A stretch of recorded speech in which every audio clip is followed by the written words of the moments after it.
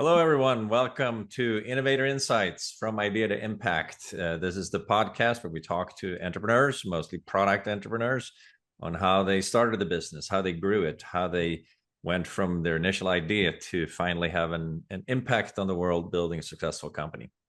And today we're super excited to have Todd Steinberg. He's the owner and founder of Plush in a Rush. He's in Dallas, Texas. And Plush and Rush is a designer and distributor of plush toys, but he also has other businesses, a line of children's books, and a couple of other things. So look forward to learning more about that. So without further ado, please welcome Todd to the podcast. All right. Thanks, Henrik. We're super excited to have you. Before we go into the business stuff, though, please tell us a little more about yourself. We know you live in Dallas. What do you do when you don't work? Do you play with plush toys, or do you have other hobbies? Yeah, it's one of those things where no, I don't play with plush toys at home. Just like my friend who's a district attorney, he doesn't watch Breaking Bad or any of the shows revolving around crimes. He's like, I've had enough of that all day long. But yeah, I've lived in Dallas all my life, and I'm married about 11 years now, 2 kids, and I just enjoy being of service to others, but also I don't consider it work, but I love writing. And like you mentioned, I have a line of children's books, and then also I have a graphic novel that I self-published that is going to be picked up by Macmillan to be distributed next year, and they're hopeful that it might be turned into a TV series at some point. But that's Congrats. that's all down the line. So I might be one of those hybrid plush toy makers slash showrunners. Who knows? Yeah. Very rare. It's a small group. Well, that's super exciting. I've always loved writing my whole life, and started and not finished several books, and I wrote a couple of screenplays too. So it's I'm jealous that you've gotten it to that point.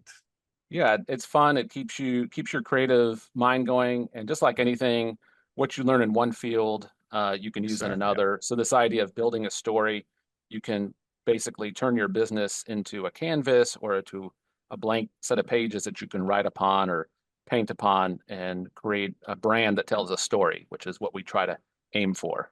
Yeah, that's great. Is the graphic novel available? Can you Yeah, it's called Don't Tell My Wife I'm a Cult Leader. So Don't it's kill my wife, I'm a cult leader? don't tell my Don't wife. tell my Yeah. wife. All right. Yeah, yeah. And it's set in the mid 90s, so it's a bit of nostalgia, but it's basically told from a middle-aged guy who is surrounded by the police. He only has a few minutes to spare, and he wants to tell his side of the story, which begins in the year 1994. So it kind of goes through his whole saga and how he came to be surrounded by the state authorities with his butt on the chopping block. So it's a That fun sounds tale of awesome. yeah of him meeting others who come into his orbit and how he kind of leans into the hate, if you will. I got to check it out for sure. Sounds Yeah. awesome. All right.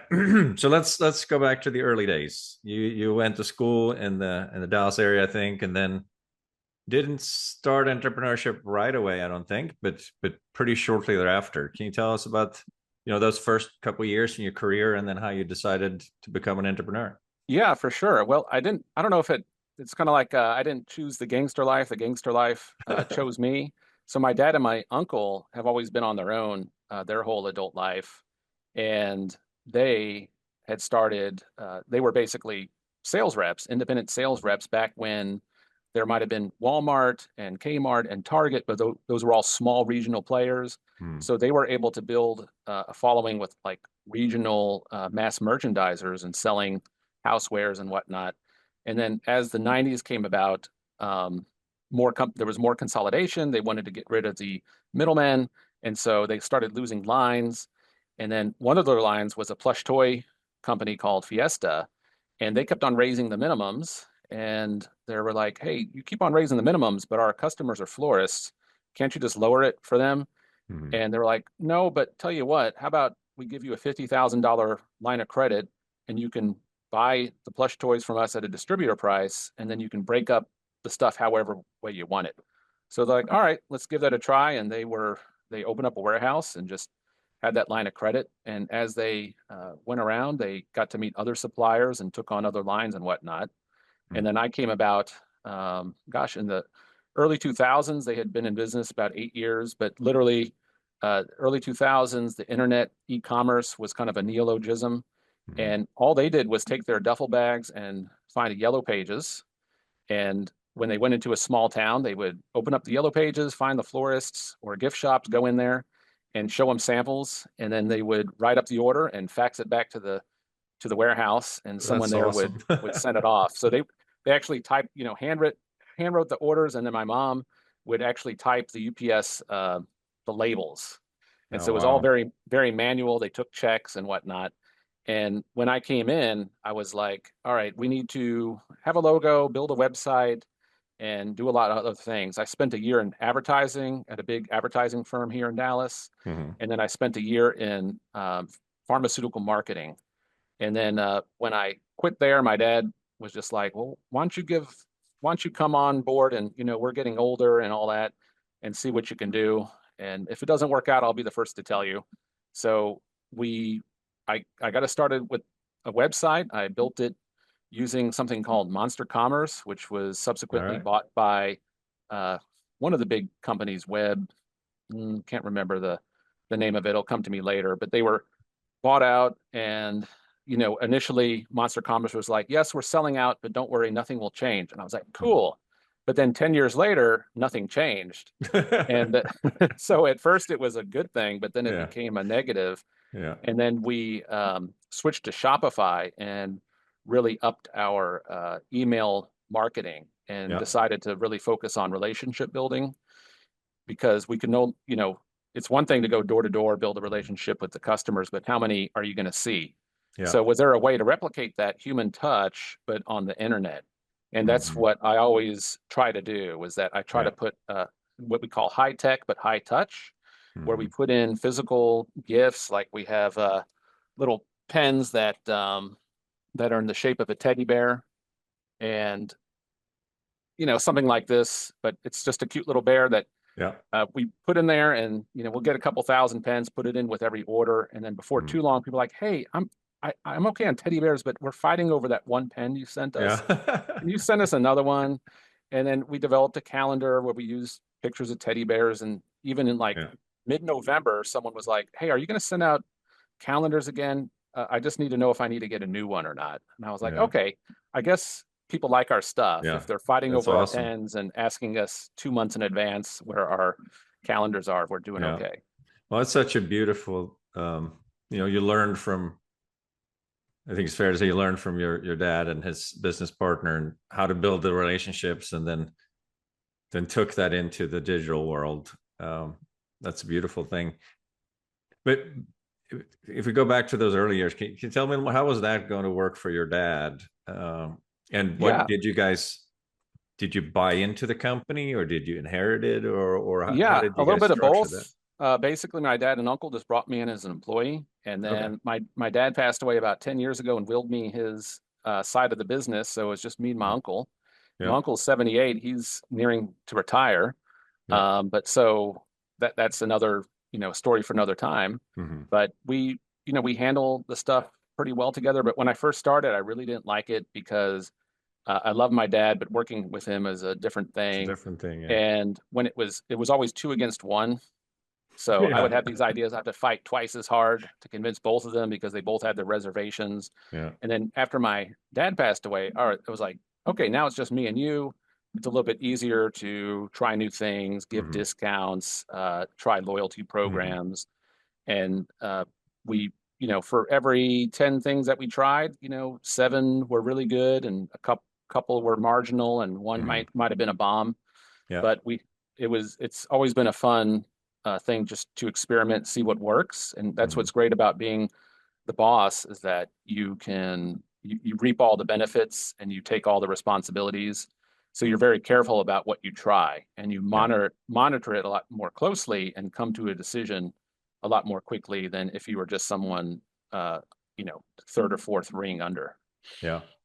And it sounds like you had maybe more products early on, and then when did you narrow down and just become Plush in a rush, or was it always Plush in a rush? Yeah, when they started their little distributorship, it was always plush toys.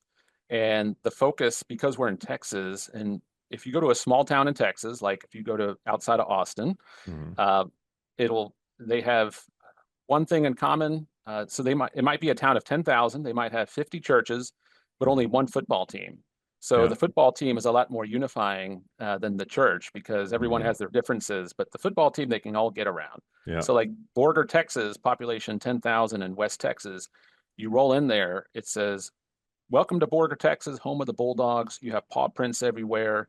And so when you're going into a town what the high school mascot is, you go into the florist with with a teddy bear and a bulldog.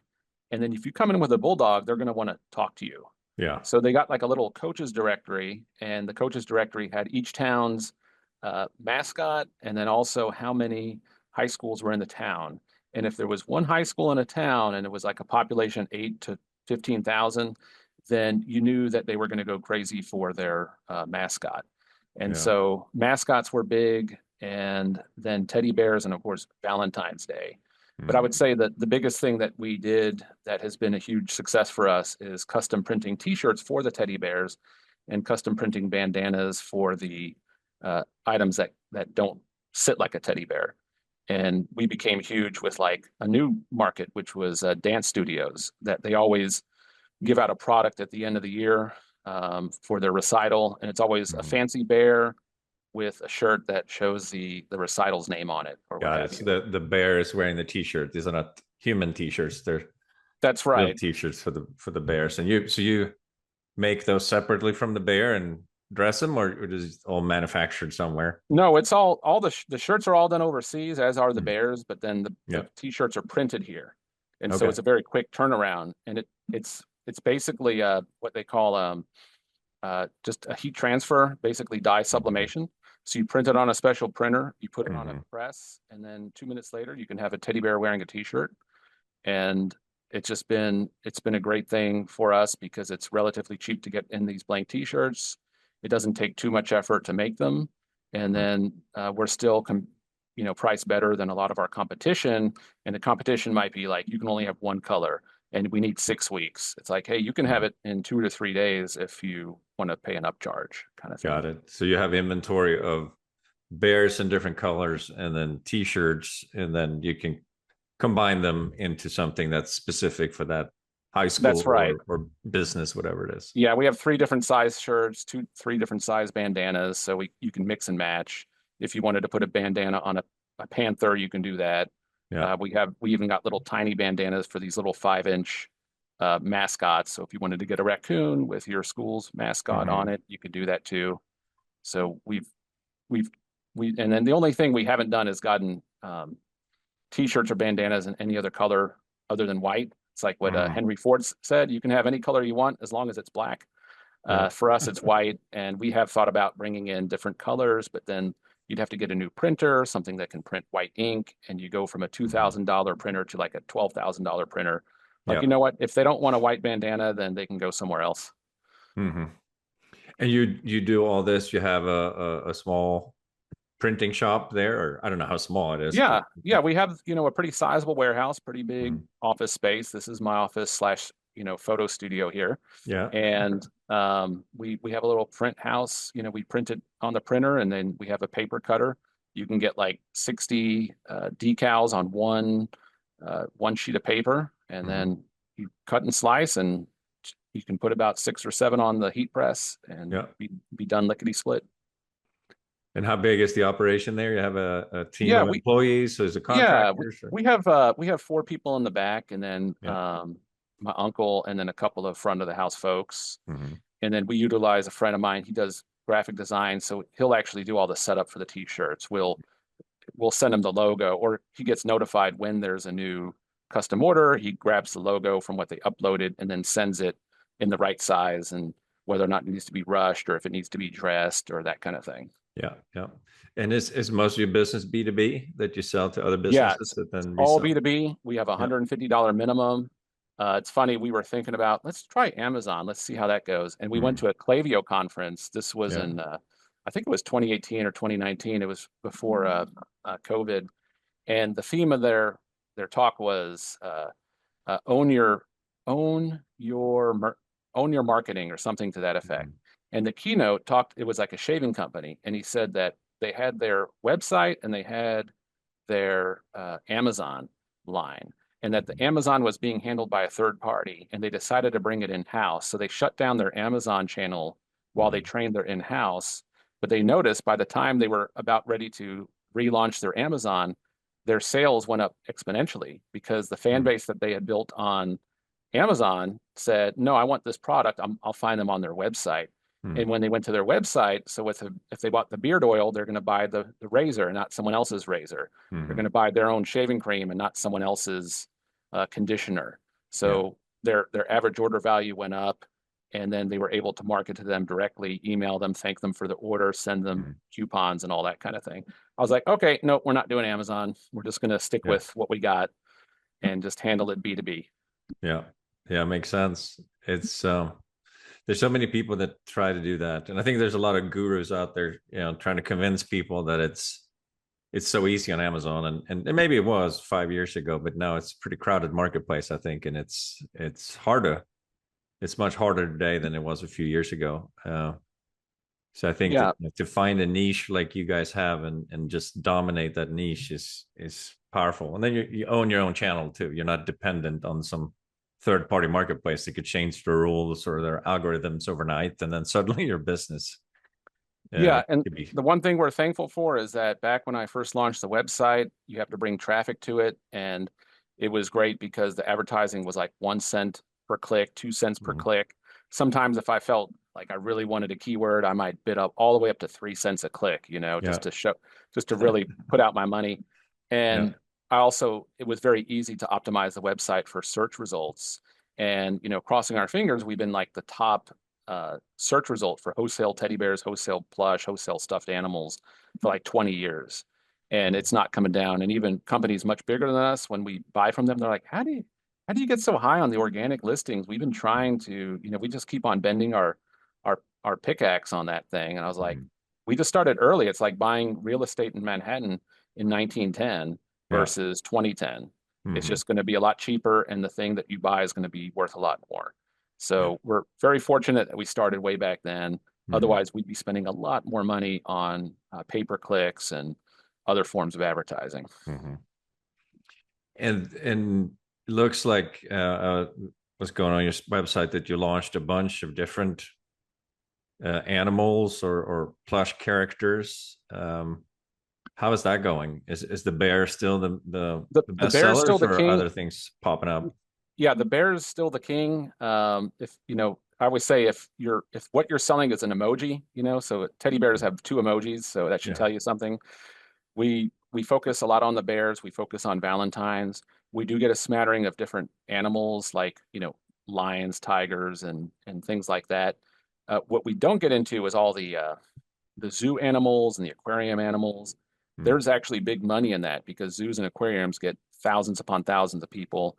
And I've taken my kids to zoos and aquariums, and every time we go, they want a stuffed animal. I'm like, don't forget your dad owns a stuffed animal. Because you know how much it costs to really make and they're it, like, and they're selling it for $30. Yeah, it's like, but Dad, you don't have a manta ray. I'm like, I'll get you a manta ray. I know I could get a case of manta rays for cheaper than one product that they sell.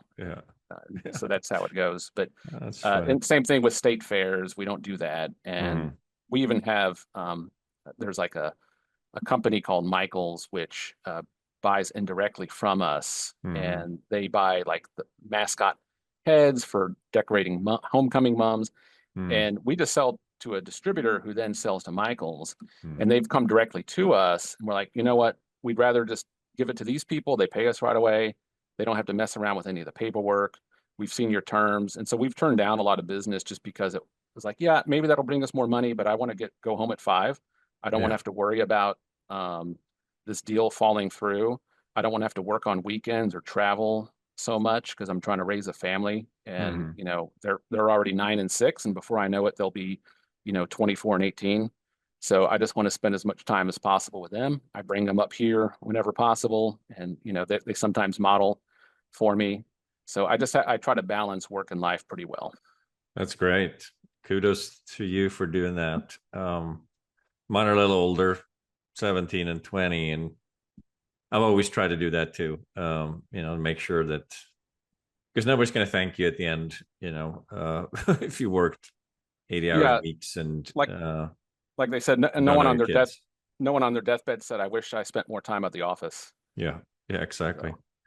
So So, congrats on all the progress.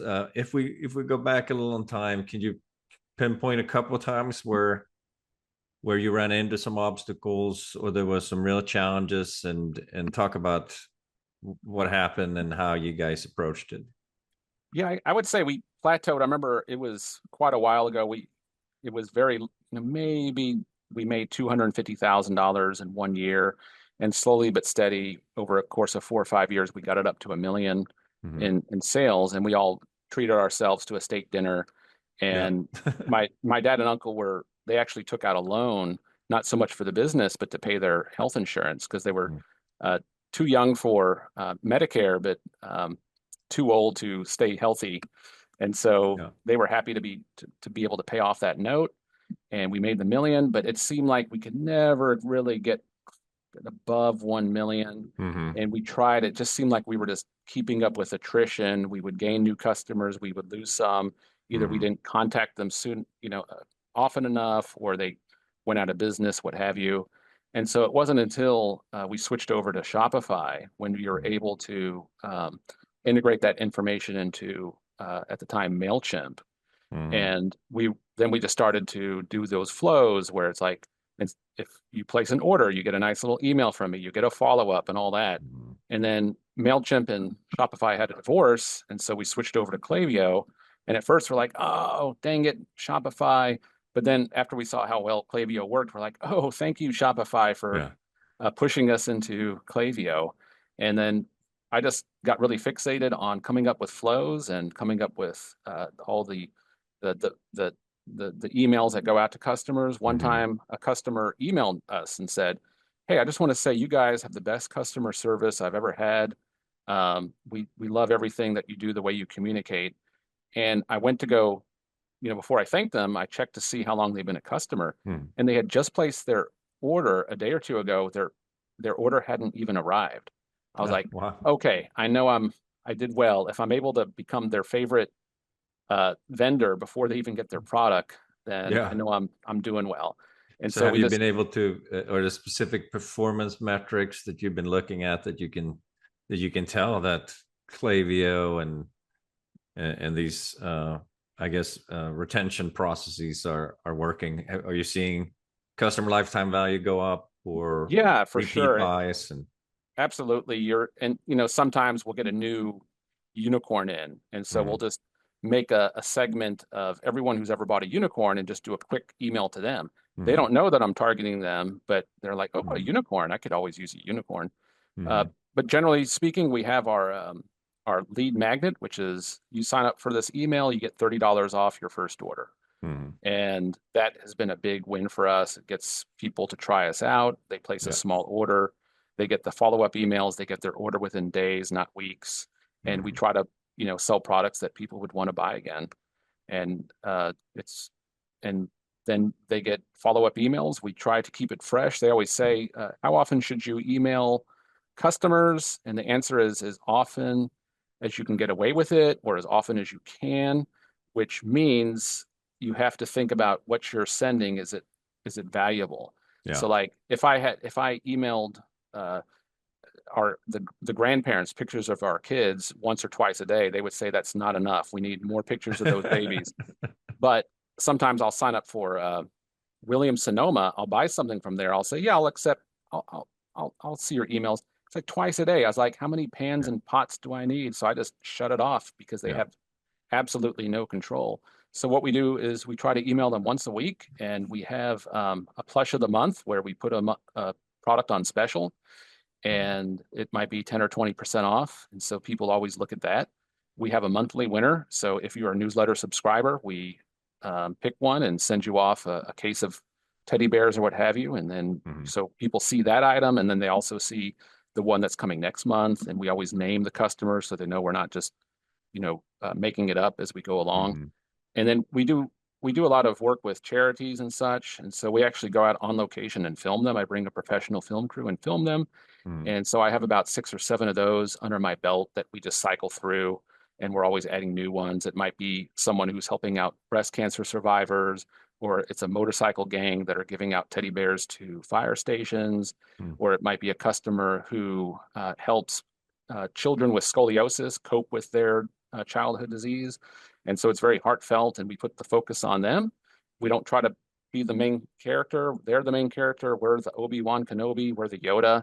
They're always the Luke Skywalker, and they love it. We love it. Our customers like it. So we try to, do that. And then our usual, hey, new items, it's coming this way. People, they always say in marketing, the two most effective words are new and free.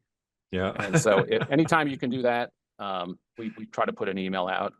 And yeah, we see what the open rate is, and we try to also cull the list because Klaviyo charges per recipient. And so if you haven't opened up an email in a while, we not only is it costing us money, but the open rate, as you may know, your open rate, how it goes into the inbox is determined by the open rate. And so Gmail knows how many people are opening up your email. And if Yeah. hardly anyone is opening up your email, it might go to spam. Mhm. So we try to make it really good and say, all right, we want to try to keep our list at around 12,000 and just slowly build up. And then when it gets a little big, we kind of take a second look at the parameters and then cut away if needed. Mhm. And it sounds like you are personally heavily involved in all this. I know a lot of startups at some point in time, they hire agencies, but you're doing all this yourself? Yeah, with the emails, we have a marketing advisor who gives us our weekly numbers. I bounce ideas off him, and he basically takes my voice and turns it into the weekly emails. It's at this point it's just a template. Yeah. Every once in a while, I'll come in once or twice, every couple of years, and say, okay, let's remodel our templates here to make them a little bit more fresh and whatnot, and A/B test those.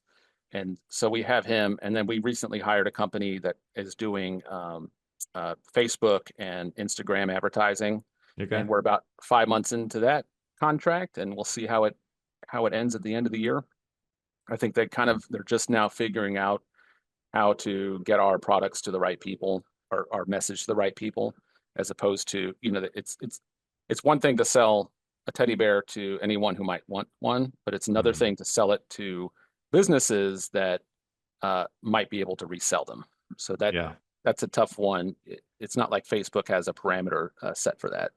Yeah, it's tricky. It's like our company Gamba, we help companies with product development, but it's a very specific type of product development, right? For consumer products and in certain product categories. And it's hard, when you do advertising on Google, for example, there's a lot of people searching for product development that's looking for software product development, or they're students learning about product development. So it's mastering that kind of long tail advertising or figuring out exactly how to target the customers that are right for you. It can be tricky. Yeah, who are willing to, pay the premium, and Mm. you don't want to just be beset with small time customers who have no real ambition to follow through, that kind Yeah. of thing. Yeah. And same thing with us, we do custom crafted toys, if you want to get a Yeah. special toy done. But I always tell people, hey, it's a 3,600 piece minimum. Your Mm. average price per piece is $5 a piece. So if you want to spend 12 grand, we'll be happy to help you.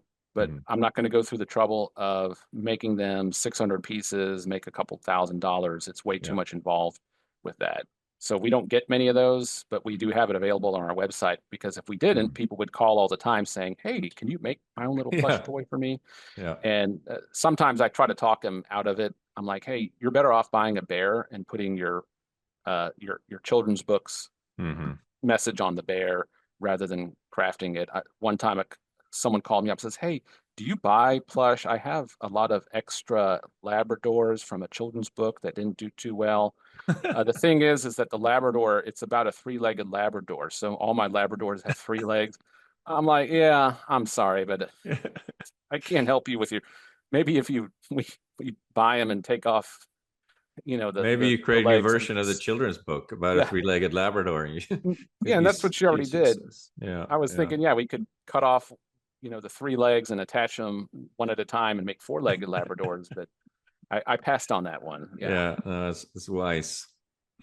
So you've been doing this for a little over 20 years. Is that right?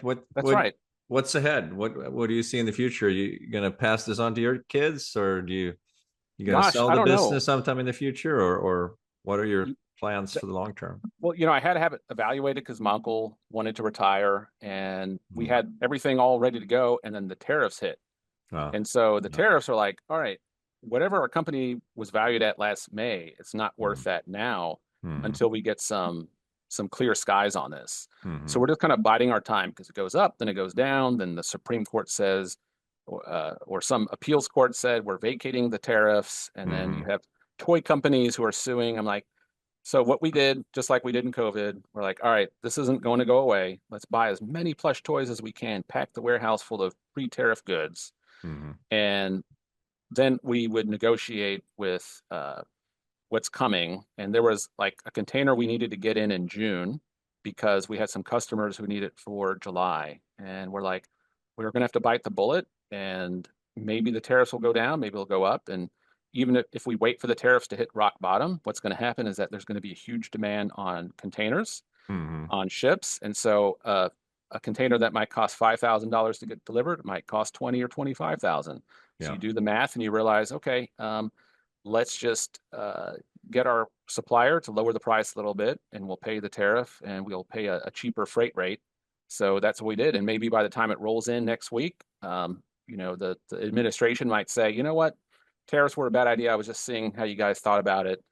We're going back to zero tariffs. Yeah. So who knows? But the big idea is eventually my uncle will retire and it'll just be just me. Who knows with my graphic novel, if it becomes a thing, then I'll be able to split my time. But I've always designed the company to where it needs as little input as me on possible on a day to day. I think it's unhealthy to like pack your own boxes and create your own labels and all that. You want to focus on the high level stuff.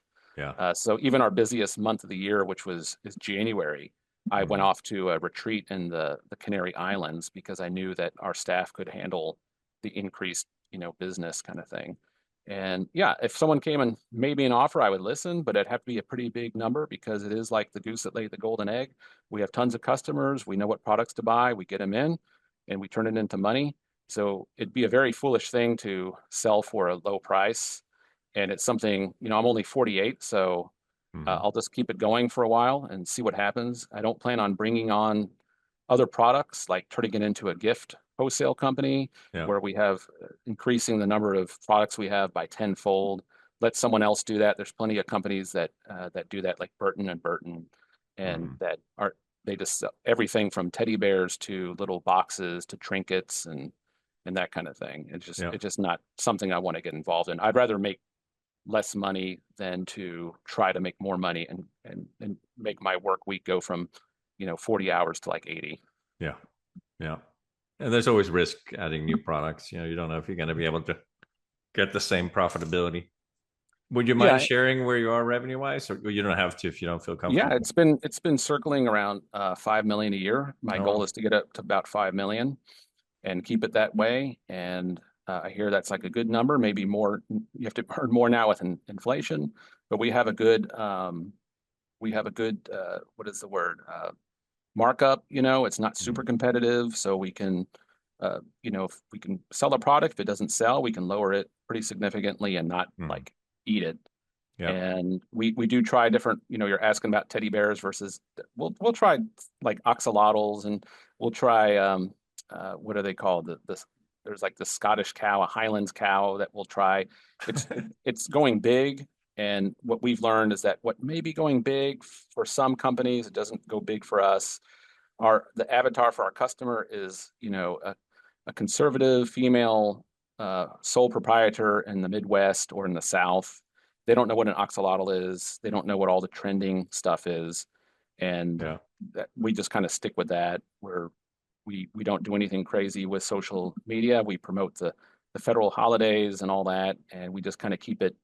We're not trying to like become a political uh, uh, where we take risk with our messaging. I'm like, no, yeah, just yeah, do that on your spare time, and we sell teddy bears and stuffed animals to anybody who wants them. That's yeah, our goal.